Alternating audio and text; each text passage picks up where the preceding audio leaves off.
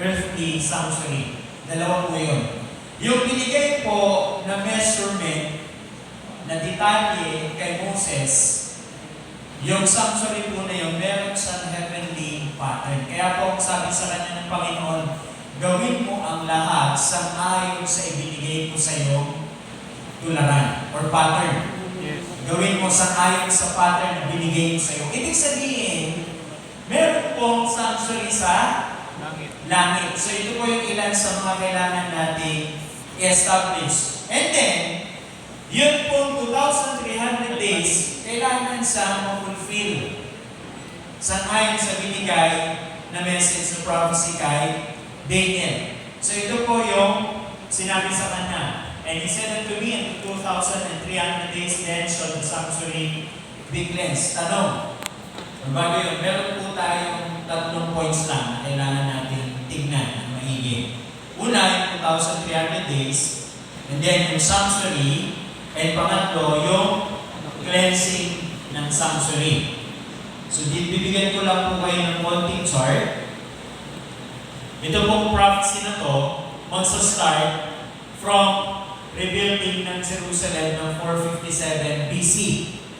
Alright? So, binigyan po ito ng konting explanation. Yung 457 BC hanggang 408 BC, hanggang sa matayo po, kasi ang haba ng panahon. Kung matatandaan natin, alam ko nandito pa ako sa Santa Ana, pinag-aaralan natin yung kay Nehemiah, kung paano nila tinatayo yung walls ng Jerusalem.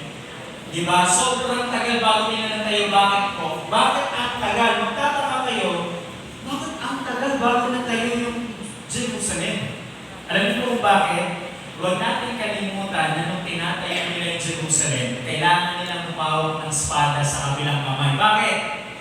Kasi nasa gitna po sila ng gera. Habang sila gusto nila kita yung Jerusalem, may mga ibang nation na gusto silang sirain at patayin. Gusto silang gawin panatilihin, alipin.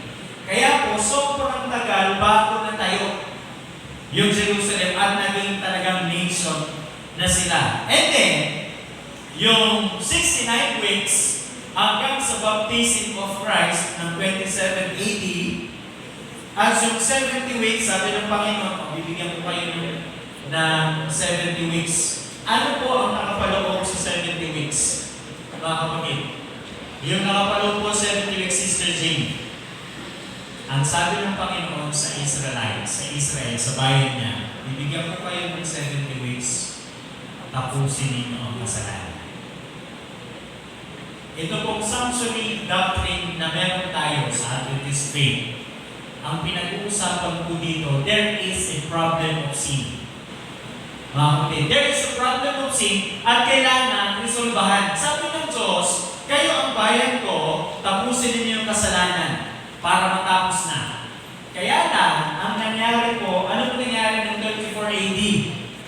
Mga kapatid, after the death of Jesus, ano nangyari ng 34 AD? Pinagbabato nila si Stephen hanggang sa mamatay. Doon na po natapos yung pagiging bayan ng Israel. And then, lumabas po yung panahon. Sa loob po ng 2,300 years, literal years po ito nakapaloob po dyan, papasok kasi yung lesson natin, nakapaloob po dyan, between 34 AD hanggang 1844 AD, nakapaloob po dyan yung 1,260 years na ano po? Dark Ages. Ito pong panahon na ito, mga kapatid, tumigil po ang pag-aaral ng Biblia. Tumigil ang pag-aaral ng Biblia, tumigil ang pangangaral ng Biblia, si Satanas naghahari sa mundo sa loob ng, hindi po biro yan, 1,260 literal years. Yan yung time na nabuhay si Emperor Nero, nabuhay yung mga lahi ni Nero na talagang pumatay ng milyon-milyon ng mga Kristiyano. Yung mga previous lesson natin, babalikan lang po natin. Nagtataka sila, bakit habang pinapatay natin ng mga Kristiyano na yan, lalo silang dumadami? Diba? Mababasa natin sa Great Controversy, sabi ni William Miller, yung blood of Christian is seed. Hindi nakakayanan yan. Habang dumadaan yung dugo ng mga Kristiyano, nagsesento ng message na yung message na dala-dala nila, totoo. Life and death message, yung dala-dala nila. And we have to take note for a fact, mga kapatid. Noong time po na binigay yung message sa Sanctuary Doctrine, sa Sanctuary and lesson na pinag-aaralan natin, naranasan nila, sino sa inyo natutulog ng madilim? Patay ilaw, totally. Pag-ising nyo, ano pong ginagawa nyo? Di ba pag tinignan mo yung phone mo tapos nakapodo yung brightness, ano mangyayari sa'yo? Masisilaw ka. Ibababa mo yung brightness. O kaya natutulog ka, bigla kang nagising, may nagbuhay ng ilaw, ano experience nyo? Masisilaw kayo. Noong time po na ito, dahil galing sila sa literal na dark ages sa kasalanan, sa kasamaan ng sanlibutan, yung liwanag po this time, unti-unti lang po binibigay ng Diyos. Yung mga pioneers natin, isa-isa sila nag-meet. Na-meet ni William Miller, sila Joseph Bates, na-meet nila sila, yung mga iba pang mga pioneers natin, hanggang sa nag-compare sila ng mga lesson nila, nakita nila, ito pala yung mga binigay ng Diyos. Kasi during those days, mga kapatid, mahirap tumingin sa liwanag pag galing ka sa dilim. Kaya unti-unti po, iniisa-isa ng Panginoon yung message. Isa po dito sa nakita na lesson ni William Miller, yun nga po, 2,300 days prophecy. Now, what sanctuary will be cleansed in 1844? Para lang malinaw sa ating lahat. Meron pong maliwanag sa atin na meron pong earthly sanctuaries. Yes. Yung pattern po na binigay kay Moses, meron po siyang heavenly pattern galing sa Panginoon. Yung earthly sanctuary such as Moses' tabernacle yung pinagawa sa kanya ng Diyos was the first tabernacle or sanctuary ever constructed. It was a portable structure, yung binubuhat-buhat nila, itatayo nila kung saan sila huminto. Wala silang ibang itatayo muna kung hindi yung sanctuary bago sila mag-pitch ng mga tent nila. For the journey of God's people, it was intended to serve only until such time as Israel should settle in the promised land and a more permanent structure is erected. So ito po, alam natin lahat, yung sanctuary na pinatayo ng Panginoon kay Moses, wala na yan. Alright? So, hindi po yan yung lilinisin. Pangalawa, yung Solomon's Temple sa 1 Chronicles 28, as a more permanent structure, ito naman, hindi na siya binubuhat. Yeah. Permanent na sa templo ng tinayo, pinatayo po ni Solomon. And sabi dito, sobrang ganda nitong Solomon's Temple na pinatayo niya. As a more permanent structure, this temple succeeded Moses. After po nun, portable tabernacle, observing the same proportions, but much larger in size. Mas malaki na siya. This was also called the first temple and was considered as one of the great wonders of the ancient world. Sobrang ganda ng Solomon's Temple na pinatayo po. Pero, andito ba yung Solomon's Temple? Wala na. Wala na siya. Ruined na siya. Destroyed by the Babylonians. Nung nasakop sila, winasap na po yan ng Babylonian Empire. And, pangatlo, ito ba yung mga earthly sanctuaries? Zerubbabel's Temple, Ezra chapter 3. This was known as the second temple which was erected by the returning exiles from Babylon. It tried to copy the Temple of Solomon but never equal. Walang pumantay dun sa kagandahan ng templo na tinayo po ni Solomon. But never equaled it in beauty and grandeur. When it was erected, there was a mixed shout of joy and sorrow. So, wasak na rin ito.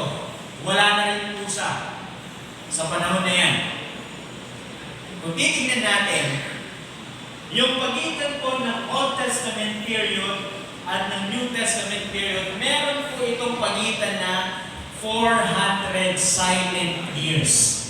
Pero magtataka kayo. Meron pong binanggit. 400 years yung Herod's Temple na tayo after 400 years, sometime of 400 years. this temple actually was not a different structure, but the second temple na ni-renovate, enlarged, and beautified by King Herod the Great around 20 BC. In its own right, it was one of the most splendid structures in the Middle East. The temple itself was completed 1.5 years, but work on the outer structures continued until the temple was destroyed by the Romans. Yung earthly sanctuaries po sa New Testament by Herod's temple, destroyed 870 AD. Alright, tuloy natin yung lesson. Yung anong sanctuary, yung lilinisin. Hindi pwede yung Moses Tabernacle kasi wala na yun. Hindi rin pwede yung Solomon's Temple kasi wala na rin yun. Zerubbabel's, yung Herod's, wala na sila lahat. What sanctuary was existing in 1844? Anong sanctuary ang nananatili during the year 1844? Ano pong sanctuary? Kaya, nung kinukumpute ni William Miller yung computation ng prophecy, sabi niya, tama yung computation ko eh. Di ba po? Tama yung computation ko. Eksakto. Ito yung magaganap. May mangyayari. Kaya lang, as we have seen, the last earthly sanctuary Herod's temple existed till 70 AD. Since then, there was no sanctuary in existence. Wala nang sanctuary, but the sure word of prophecy declared, malino Dated 840 merong sanctuary na lilinisin. After 2,300 years, kinakabahan nila ngayon. Alam niyo po, ini-imagine ko paano nila pinag-aralan yung prophecy ng time nila. Kasi tayo, ngayon lalo na, especially yung mga youth, magchat-chat ka lang, ChatGPT lang, lahat lalabas eh. Pati yung sasabihin mo, eksakto. Kaya mga estudyante ngayon, pag gumawa ng thesis, di ba? Talagang eksakto, ChatGPT, paano ba ito gagawin ito? Itatype mo lang doon, sasabihin mo lang kung anong sasagutin niya sa'yo, keyword. Ibibigay niya lahat sa'yo. Alam mo, ini-imagine ko, paano nila nabuo yung study na yun? Para silang mga bank specialist, pupunta sila sa crime scene, pupulutin nila piece by piece, pagdudugtong-dugtongin nila hanggang sa makagawa sila ng conclusion paano sumabot, sa nag-upisa, sa nanggaling, anong ginamit. Di ba? Yes. Ganun yung nangyari sa mga pioneers natin. Para lang mabuo yung Adventist fundamentals na pinangahawakan natin yun. And take note, anong naging kabayaran, buhay nila kabayaran. Para lang panghawakan nila yung mga Waldenses na pinag-aralan natin ng mga previous Sabbaths, previous lesson. Kaya po, ibinigay yung sanctuary message sa Exodus chapter 25, verse 8 onwards. Binigay po kay Moses. So yan po yung mga supporting text. Now, how did the Apostle Paul interpreted this pattern that was shown to Moses in paano ito in-explain ni Pablo? Sabi niya, sa Hebrews 8 verse 1. Now of the things which we have spoken, binasa natin kanina, this is the sum. Ito yun. We have such an high priest. Meron tayong dakilang saserdote. Alam niyo, sobrang ganda po ng lesson na pinag-aaralan